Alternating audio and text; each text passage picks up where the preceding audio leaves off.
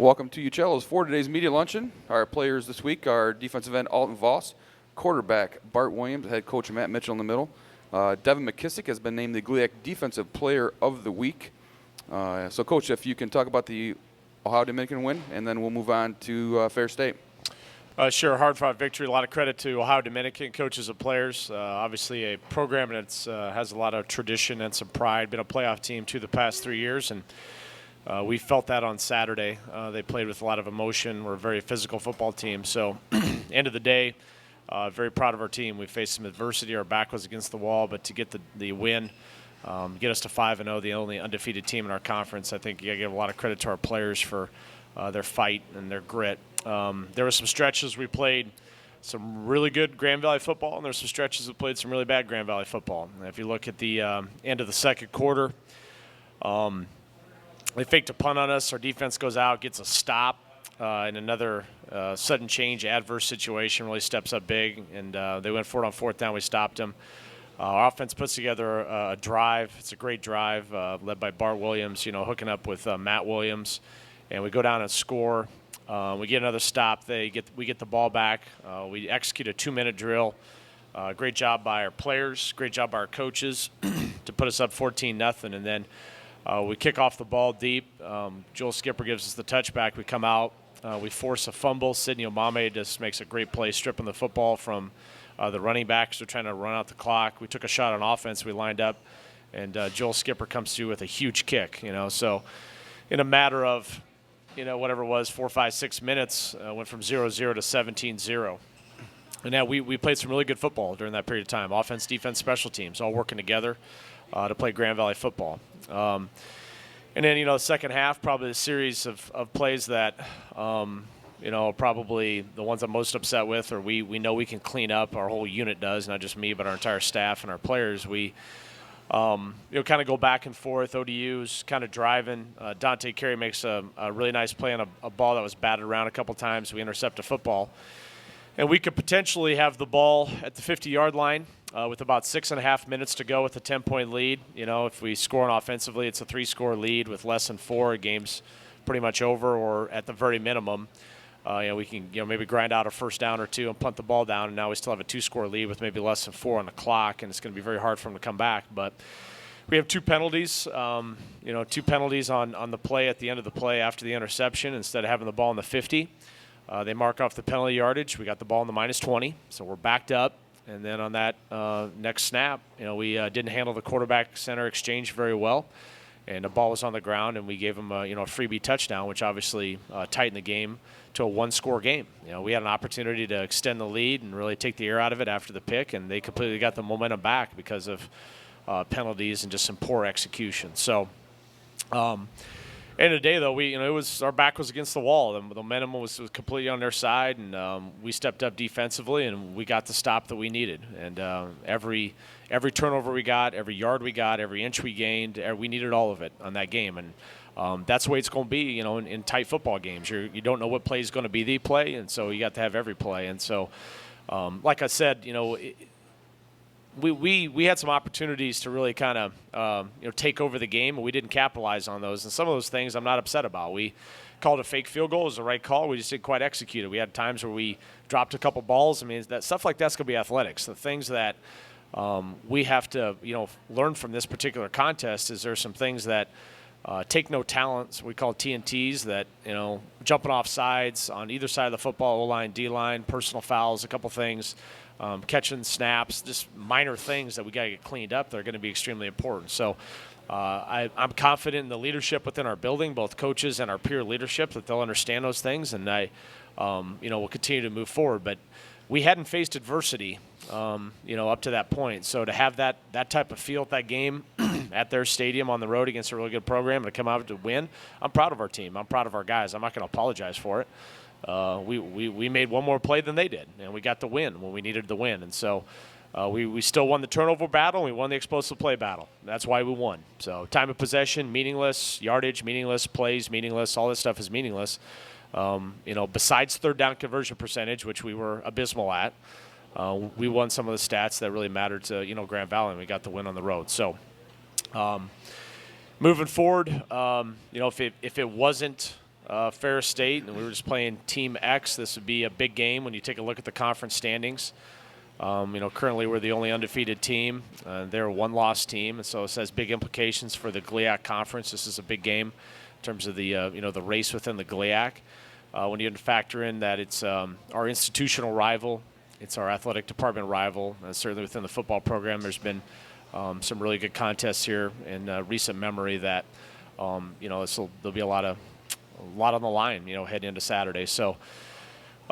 We're excited. I know I would assume, we'll probably have a great crowd. They travel well. And we get a lot of support from Grand Valley fans, students, supporters of our program. So it should be just a very, very unique environment, a very unique Division II football environment against, two good football teams. And so we're excited about the opportunity. But for us, sitting here on a Monday, it's about our preparation and taking a look at what we can do. We got to clean some things up from Saturday, and it's about GV. And so we'll go to work here this week. And for me, that game is a long ways away. Long ways away. It's more about the practices and the preparation, and getting some guys healthy and taking a look at our depth charts and managing our team and managing our game plans and taking care of us. And so we'll go to work with our team and start that process obviously tomorrow on Tuesday.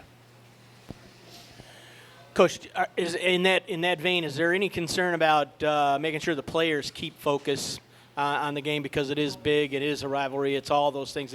Can it be overwhelming? I don't know if they're going to be overwhelmed. I think this is still, we've got a lot of players on our roster, including the two guys flanking me, that we played in games last year where it was win or your season was over. That's not the case Saturday. So them being overwhelmed, I don't think they're going to be overwhelmed with the situation. They've played in a lot of, big games and a lot of tight contests. And I think that, Saturday is an opportunity for us to evaluate ourselves.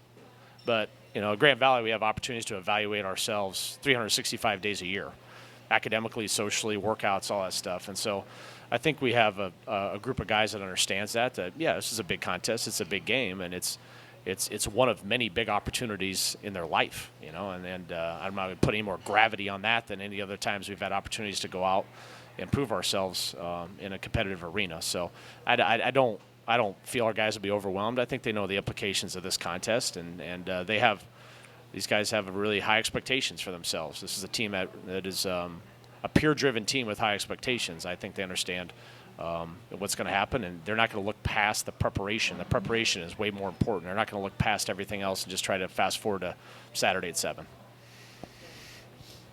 Coach, a couple weeks ago I talked to Matt Williams, and he said that one of his worst moments at Grand Valley was the loss last year to Ferris State in the regular season. Just with that loss, they put up 60 points. Just does that add anything to this Saturday, or is it just going to be are you guys going to look at it just as another game? And this is for everybody. Yeah. Well, I'll comment on that first. We did win. We did beat them in the playoffs. Yeah. So the last time we took the field against them wasn't 61 to whatever. And further on that point, 2015 is different than 2016, and 2016 is different than 2015, 2014, 2013, 2012. These are completely different teams. So I don't know. I don't subscribe to that. You can ask the players. I subscribe to that. Every week has its own unique set of challenges, and we try to focus on those challenges. And that game, it seems like it was 10 years ago. I'm focused on what our challenges got to be moving forward, and I don't even, really worry about what happened in 2015. I'm on to 16. I'm worried about 2016 right now. But you can ask these guys. Bart, take it. Run with it. I would just agree with Coach Mitchell that game does seem like it was a long time ago. And, it's a new season. Anything can happen, new group of guys. And, just excited for the opportunity this week. And I'll echo what they said. I don't pay attention to any of that stuff. Today's Monday, you need to watch film, and then we have practice the rest of the week and the game Saturday. So, that's what's the most important thing, what's next. Coach, you and Alton both comment on this. They have a different quarterback this year and a little bit more of an option attack from what we know. We really don't know that much. What have you seen on film, and what is there going to be a challenge to preparation? Well, there's definitely differences. The quarterback is different. I think he's electric. He's got really high top end speed. He's fast. I think he's a threat to scramble and break wherever they're at on the field. He's a threat to scramble and break a touchdown. They run him in, obviously, some of the option game, things like that. He's a dynamic player. He's an electric player. So it'll be a big challenge for our defense. I think Jason Vandelon was a great player that a lot of people in our building have respect for and what he did.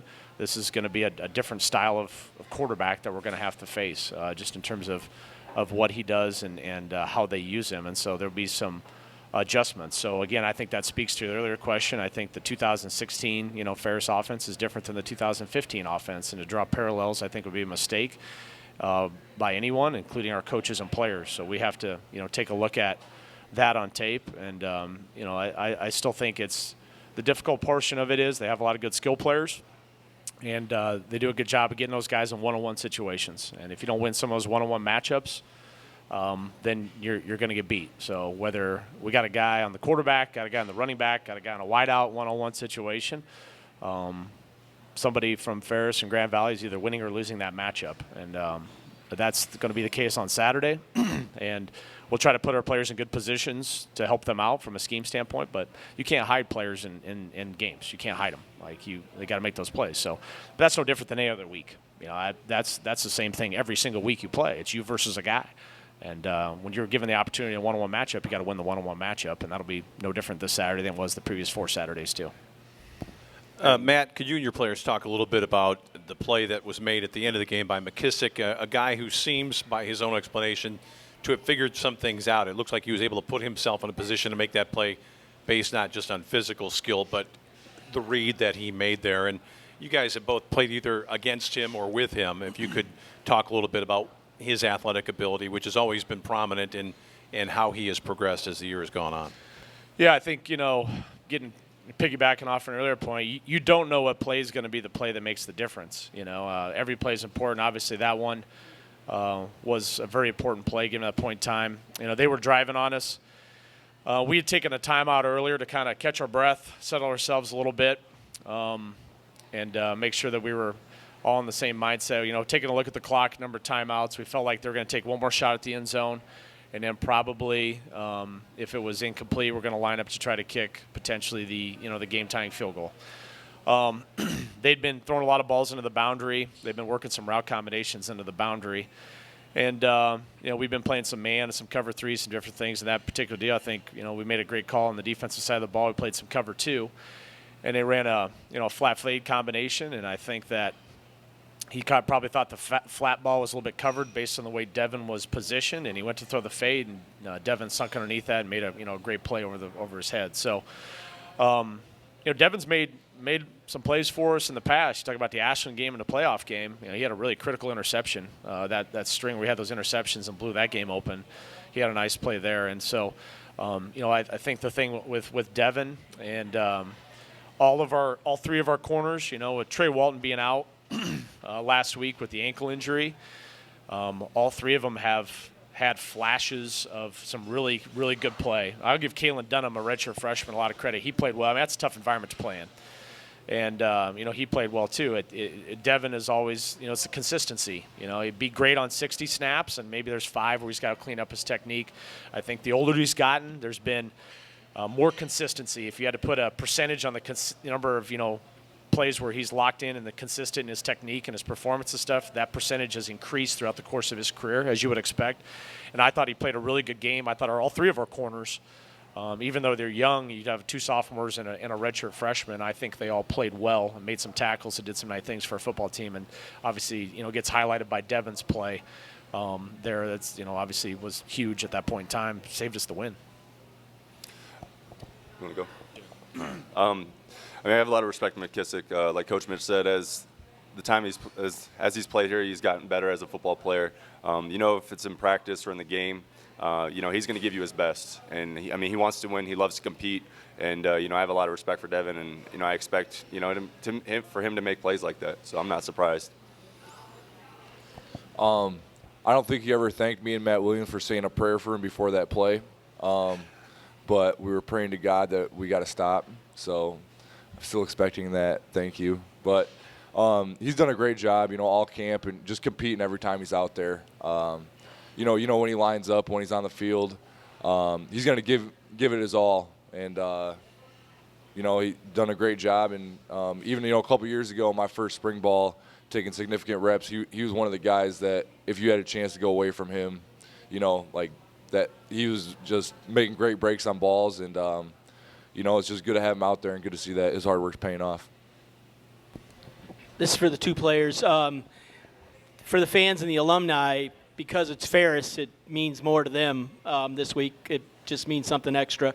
How do you guys handle that in the locker room, or is it even a factor in there? I would say it's important for us, and it's team culture to ignore the noise, and this is a great test for our whole team. And especially we had some bad penalties last week, personal fouls and bad like jumping off sides. And with a big game like that, that's when you get a really good test of your team, how disciplined you can be. So it's a good test for us, and we'll see where we're at on Saturday. But it starts today with watching film individually, and then all week at practice. The talk outside of the football center. That's what makes these rivalries fun. But like Bart said, we ignore the noise and just focus on the approach for the rest of the week. Okay, that will conclude today's media luncheon. Tickets are available, 331-3200. Thanks.